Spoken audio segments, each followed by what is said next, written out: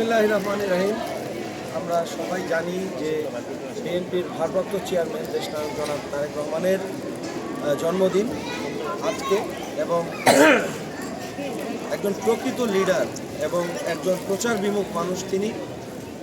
আমরা আমাদের সকল বিএনপি নেতাকর্মী অঙ্গ সংগঠনকে উনি বলেছেন যে জন্মদিন উনি পালন করেন না এবং করবেনও না, এবং আড়ম্বরপূর্ণভাবে ওনার জন্মদিনে পালনের কেউ যেন কোনো উদ্যোগ না নেয়।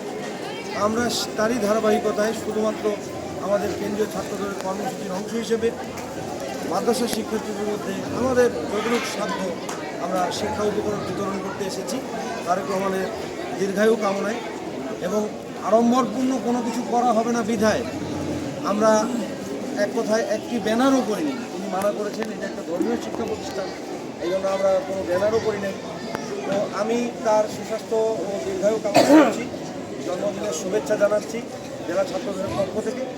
এখন আমি একটু শুধু বলি, আমাদের মধ্যে উপস্থিত আছেন জেলা যুবদলের সাবেক সহসভাপতি শামীম ভাই, বর্তমানে বিএনপি নেতা, পৌর ছাত্রদলের সদস্য সচিব উপস্থিত আছেন, জেলা ছাত্রদলের সম্মানিত সভাপতি সহ কলেজ শাখা এবং অন্যান্য নেতৃবৃন্দ উপস্থিত আছেন।